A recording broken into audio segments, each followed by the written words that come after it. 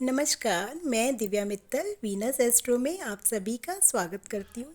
आखिर क्यों दिखाएं हम अपनी जन्म पत्री जब सब कुछ प्री डिसाइडेड है। आपको लगता है कि सब कुछ लिखा हुआ है हमारी जन्म पत्री में, तो हम आखिर अपनी जन्म पत्री दिखाएं ही क्यों? और हमारे जीवन में सब कुछ तो होना ही है जो लिखा हुआ है, तो आखिर हम उसको कैसे बदल सकते हैं? जी हाँ, आप बदल सकते हैं।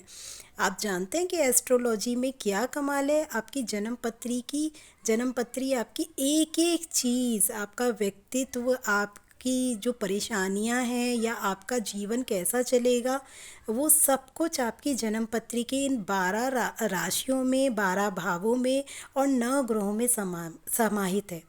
जैसे कि आप छोटा सा एग्जाम्पल देखिए कि एक व्यक्ति का जो व्यक्तित्व होता है वो उसके लगन से देखा जाता है। अब केवल लगन में ये नहीं कि आपका लगन जो है या आपकी राशि जो है, आपका पूरा व्यक्तित्व उस पर डिपेंड करता है, नहीं।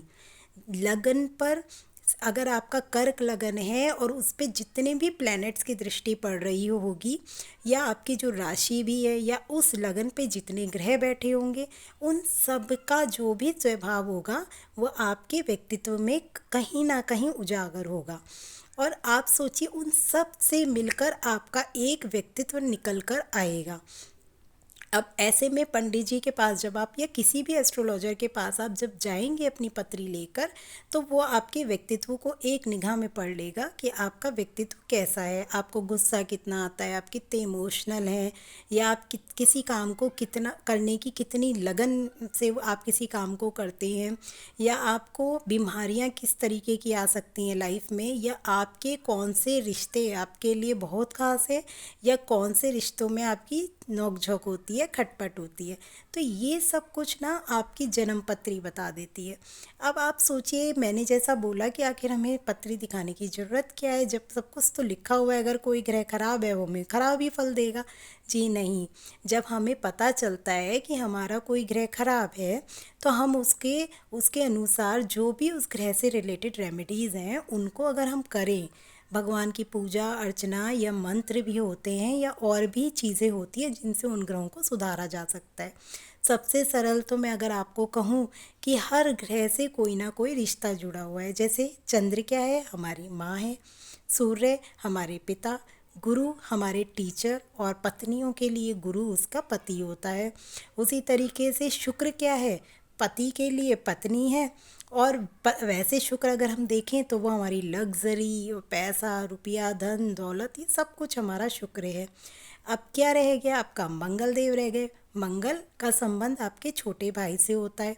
अगर आप इन्हीं से रिलेटेड आप सारे रिश्ते नातों को सही कर लें। शनि क्या है? शनि आपके घर में जितने भी आप को वर्कर्स आते हैं ना, आपके मतलब जो भी आपके फैक्ट्री में को वर्कर्स काम करते हैं, सब शनि के अंडर में आ जाते हैं। उसी तरीके से राहु केतु, ये सब स्वीपर या जितने भी आपके गरीब होते हैं या जिनको थोड़ा सा समस्या होती है, अंगविहीन होते हैं, वो सब इन्हीं दो ग्रहों के अंडर में आते हैं। अगर आप ऐसे में इन लोगों की सेवा करें, इनको ध्यान दें, तो आपके सारे ग्रह धीरे धीरे धीरे करके रेमेडीज़ इनकी अपने आप होने लग जाती हैं और आपको ये ग्रह खराब फल नहीं देते।